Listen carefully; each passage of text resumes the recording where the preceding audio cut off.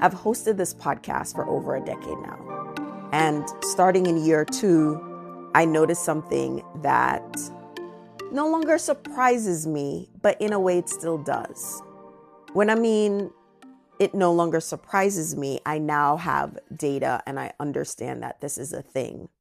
But my emotional response is always surprising because I know that this is a thing that some people experience. And emotional because I don't think that way. And the reason why I don't think that way is because I get emotional thinking about somebody I love. And the idea of telling them that they aren't who they've identified themselves to be feels sad, especially when I play back to my childhood and many years, and it just feels sad. Even in this recording right now, I feel sad. I feel like it would be erasing part of who they are. And it's not that one side is more important than the other. They're equally important. Over the years, I've had guests come on the show and tell stories that all eventually boil down to this, somewhere or the other. When they were growing up, they were told they weren't, insert whichever Caribbean country here, so they weren't Jamaican, or they weren't Trini, or they weren't Guyanese. They were told, you're a Yankee pitney, you're an American. And the thing is, they knew they were born in America. It's not like they didn't know that. Although one time, a few years ago, my son, I had to ask him this question because somewhere in his mind, he swore he was born in Jamaica, but we'll get to that. But these guests, they know they're born in America, but they didn't feel fully American because when they went to school, their classmates didn't see them as fully American because while they were born in America, they were raised Caribbean. The experience for them is that this message is usually coming from someone in close proximity, their family. Yes, outsiders may say it, but their first instance of hearing it is in the home. And then, of course, as they're growing, they may have heard it in school. You know, we had guests on the show who they were teased about how they were dressed or the type of lunch they brought to school. And then there's an instance where I remember specifically on the platform known as Twitter, and this conversation was happening there as well. Someone would say they've been told so many times in their family that they're American. When they introduce themselves or when a colleague from work or wherever would ask where they're from, they would say, oh, I was born here in the States, but my parents are from Jamaica, or insert whichever Caribbean country. And then the non-Caribbean person would say, oh, so you are Jamaican then. They were always in this volley where they'd be in spaces where someone was taking away part of their identity. And in other spaces, they would be given their identity. And they were just trying to figure out how to label themselves. Because over time, you get hesitant. And I know someone else listening might say, that doesn't make any sense, but it does. Let me back up a little bit. Hi, everyone. My name is Carrie Ann, and you're listening to Carry On Friends, the Caribbean American Experience. If this is your first time here, I am now discussing Lens 6 of CDEM. You're not either or, you're both and. So CDEM is short for the Caribbean Diaspora Experience Model. And it is a tool that I created that looks at Caribbean cultural identity and how that form evolves and expresses itself in diaspora community. CDEM was formed out of my own personal experience, my family. I discuss it in prior episodes, my family, my friends, and observations through this podcast, and recognizing the patterns in how we navigate being Caribbean outside of Caribbean, particularly for those who are born in the diaspora. Over the past couple months, I've been doing a deep dive into each lens of the model. The model has 6 lenses. Lens 1 is where you start shapes the journey. and we take a look at starting points, how and when you connected to Caribbean culture shapes your journey. Lens 2 is where you live plus what you seek equals how you connect. And this explores how geography and your motivation to interact with culture creates how you truly connect to culture. Lens 3, we talk about cultural anchors, the tangible things and some intangible things, food, music, language, traditions, etc. Lens 4 is your cultural identity will shift, and that's the point. And this looks at how your identity shifts across life stages, which, by the way, is one of the first things that I was able to talk about for many years. And everyone was like, what are you talking about? Until they started experiencing it. Lens 5, which is how the podcast got started. As I mentioned before, I'm very deeply into this model. Your cultural identity, our Caribbean cultural identity, influences how we show up at work. And now we're at Lens 6. You're not either or, you're both and. I welcome you. I encourage you to go back and listen to the other lenses. They're all in the show notes. This one, though, this one is different. I may not have experienced this directly, but I've watched it happen to people and I've heard people tell their stories.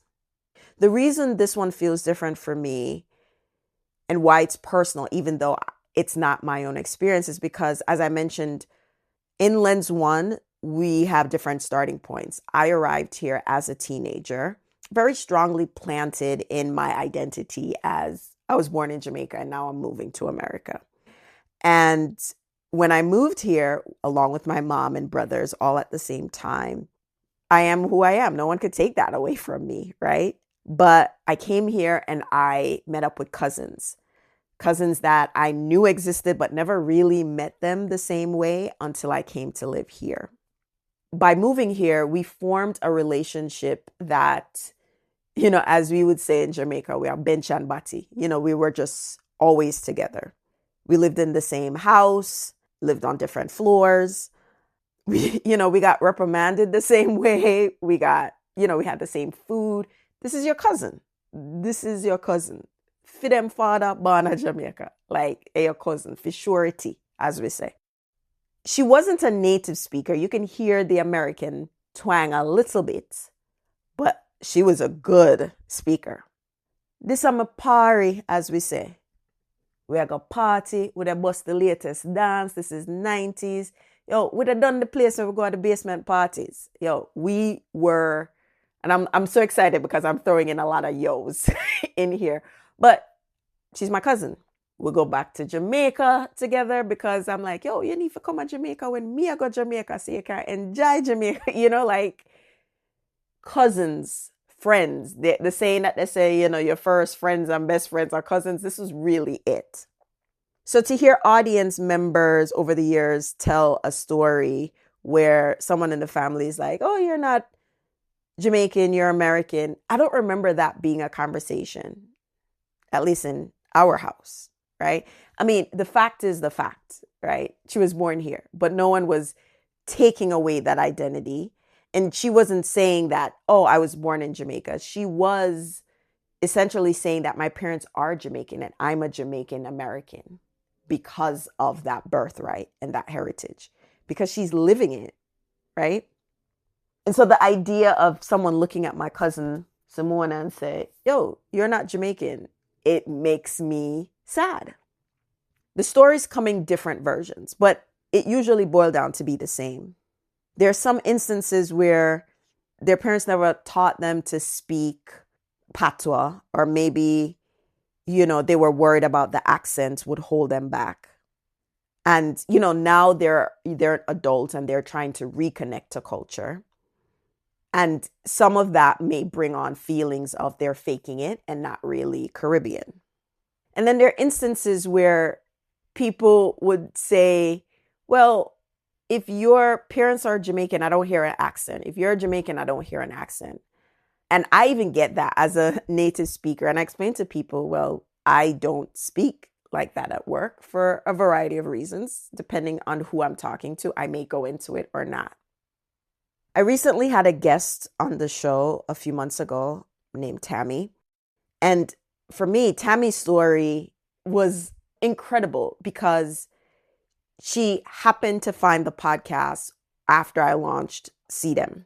And to see her walk through most of the lenses of the model was astonishing because up until that point, I'm placing family members and friends. A complete stranger, maybe a lens here or there, but to have her tell her story and just see the different lenses of the model come alive felt both rewarding, insightful, but also, again, always surprising.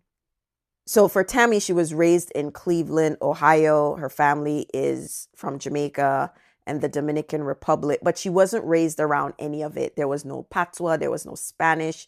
None of the traditions were explained. And according to Tammy, her family was focused on just being American and focusing on the American dream. And she said in that episode, like she knew who she was, but she didn't really know who she was. Like she knew that she had this Caribbean heritage, but she didn't have enough to have like a strong feeling about it. And it wasn't shame. She just didn't have enough to have a connection to it emotionally. And in that episode, she was like, how do I have a last name Garcia and can't speak Spanish? And then the same thing would happen on the Jamaican side. So, being told that you're being fake or you're lying about your heritage because you don't have the traditional markers of what would classify you as such. There's no accent. There's no insert whatever cues people are using or, visual or audio markers. And it wasn't until she went to Howard University and she was around other Black people from different aspects or different parts of the Black diaspora that she really learn to connect and be excited about her culture because now she was learning about it in a way that she never really had before. As a result of her experience, Tammy helps people reconnect to culture, leading them through a similar pathway that she did to reconnect to both cultures. She went very immersive in different aspects of connecting to both cultures. And so she helps people reconnect to culture. In that episode, I asked her what people who are firmly rooted in their culture, that's like people like me and some of you listening, can do to support people who are trying to reconnect to culture. And she said, just be accepting and not to discount or discredit people's journey because it's different from your journey. And not to shut people down and make them feel bad about their experience. But here's where it gets complicated. Because sometimes I understand why parents did what they did. And again, that's by doing this work of interviewing many people on the podcast. I understood why someone would tell their child that they're American and not Jamaican. And even though it breaks my heart, I understand because I can see both sides of it. So in lens 1 of the model, we have a sub-lens, and it's about what was happening, whether it's for the child born in America or for the parent. And a lot of times the decade where the parent migrated and the decade in which the child was born really dictates the experiences that the parents were having and their fears. And so a lot of times there was fear under why culture wasn't passed on in a certain way to children born here. It's easy to look through today's lens and criticize the parents. But at the same time, I understood that, as a parent, I'm making real-time decisions based on information I have now. And in this moment, the decision I make, I feel is the right decision. I don't have the fear the same way those parents had back whenever they migrated. I may have a different level or sense of fear now. But the point I'm trying to make here is criticizing the parents doesn't help because they were just trying to keep their kids safe. And how they felt was keeping their kids safe was masking or shielding them from appearing to be immigrants. Again, I don't know the specific experiences they were having. And going back to lens 2, sometimes where they live meant that that's what they had to do. living in New York City or certain places is not the same as living in other states in the US. And so I would like to believe that the parents were really just trying to give their children a better chance at the American dream. And they didn't want anything to make life harder for their children. And again, I just want to remind people that there are different reasons. You just kind of put yourself in what was happening for parents to make that decision. If not happening to them, maybe happening to other people in their communities. So now when I hear stories of people much older trying to reconnect to culture and reclaim their Caribbean identity, I look at that as possibility. I look at that as there's freedom in their ability to do that. So after many years of doing this podcast, I realized that the language and the conversation is being Caribbean and being American or Canadian or British or anywhere else in the world you are. It's not a contradiction. It's not like you're half this and half that. You're all of it. Like Tammy said in that episode, which was so beautiful, she used to think that in order for her to claim her Caribbean heritage meant that she had to know enough and grown up close to it. She had to prove her Caribbeanness. And now she doesn't have to do that anymore.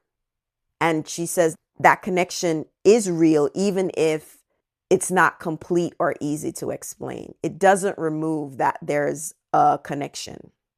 I think holistically this just feels like you have to prove that you know enough and that you are Jamaican enough or all these things, right? And I know on social media we'll laugh and we'll run this game of like, if you're Caribbean enough.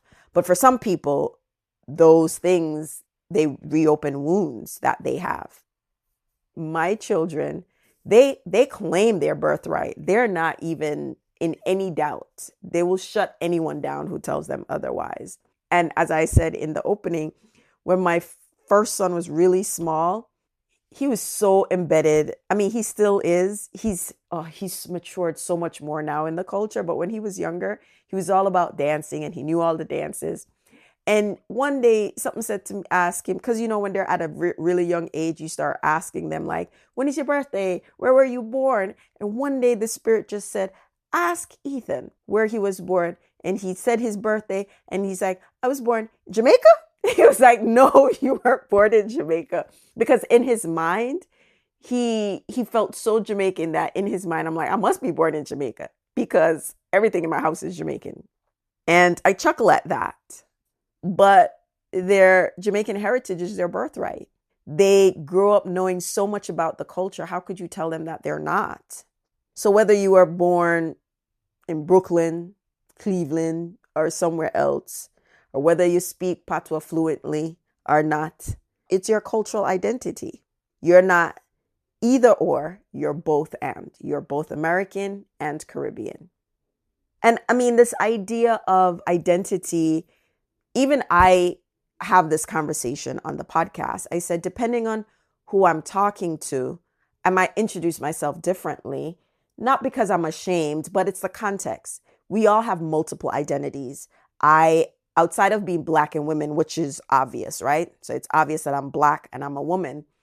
I can say I'm Caribbean, I'm Jamaican, I'm a New Yorker, Brooklyn, Wisconsin, Milwaukee, you know what I mean? And you could just drill down a little bit. They're all aspects of my identity. And depending on who I'm having a conversation with, I might lead with that or open with that. But it's not that I am choosing one over the other. It's what the conversation calls for or who I choose to open with, right?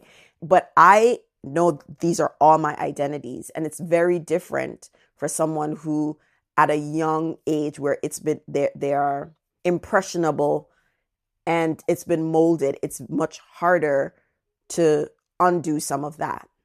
For those of us who are rooted firmly in our culture because we came over from whichever Caribbean country and grew up immersed in the culture, we have to be careful not to police who gets to claim that identity, especially when they know that they're tracing their parents and grandparents' roots back to ex-Caribbean country.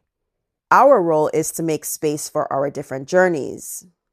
The goal isn't purity. It's not a pure, authentic version of who is purely Jamaican, right? The goal from the diaspora experience is to pass culture down, to keep it growing, to move it forward, and to keep it alive. And that means making room for people like Tammy, my cousins, my kids, my nieces and nephew, right? Who are all born here, right? That's the both and. It's not choosing. You don't have to defend it. You don't have to prove it. You're all of them, all at the same time. For instance, one of my nieces and my nephew, their mom is Guyanese and their father, my brother, is Jamaican. That's a whole other layer of identity. And they're fortunate to have me as their aunt. They get to lean in and celebrate it all together, especially when people have conversations with them about, oh, you're not Caribbean, or Guyana is not a Caribbean, it's South American. And I'm like, you're my niece and nephew, so you go school them. You go let them know what this means, right? So it's empowering them with information about who they are. And yes, while geographically Guyana is on the continent of South America, culturally, politically, geopolitically part of the Caribbean, right? And so it's giving them the tools to be able to confidently say, yes, I know I'm born here, but this is where my parents are from. And I don't have to choose sides. I am all of that. They grew up in both households. And so it's an embodiment of, actually, my niece and my nephew, they're an embodiment of, they're 100%. We laugh at my niece sometimes because she will say, I don't know how to say this right. And we're just like, just say it. If you are worried about people laughing, that's minor. Just say it. The more you do it, the more practice you get and the more comfortable you get with saying. So these are like some of the things that I help them to feel comfortable, but always reminding them that it doesn't make you less if you want to stay in your American accent and not try to speak Guyanese or not try to speak Jamaican. It's saying that you still are, even if you don't sound Guyanese or Jamaican. So here's what I want to leave you with. If you are someone who was raised either disconnected from culture and trying to reconnect, as identified in Lens 1, or if you are someone who wasn't necessarily disconnected from culture, but you've been told that you're not, insert whichever Caribbean country your parents are from, you're just a Yankee, don't let anyone, including yourself, tell you that you don't belong. And if you're someone firmly rooted in your Caribbean identity, the ask, as Tammy has said, is to be more self-aware how we might be making someone feel like they have to prove their Caribbeanness. In addition, for those of us who are firmly planted, but recognize that we are both and we hold a unique position, we can create space. Because at the end of the day, we're all trying to figure out how to carry culture forward while living in a space that is not the mother country, but is home. And we're all navigating multiple identities. We're all both and in our own ways. The question isn't whether you're Caribbean enough, Brooklyn enough, New York enough, Jamaican enough, or American enough. The question is always will be, are you going to accept this as part of your full self? That this is part of who you are. And that's it. That's the essence of Lens 6 of the Caribbean Diaspora Experience Model. You're not either or, you're both and. Again, to listen to Lens 1 through 5 and an overview of the model, you can find the links in the show notes. Thank you for taking this journey with me, but the journey isn't done. We're going to continue on, diving deeper into CDEM and different lens in different ways, as we're already doing and as the show has been doing over the years, just very informally. So now we are with this model, we're going to make sure that we have more topics on different aspects of the journey that people are taking within the model. If you have any questions about CDEM or Lens 6 or any of the lens, please feel free to reach out on social media or send an email. Thank you for listening. And as I always love to say at the end of the show, walk good.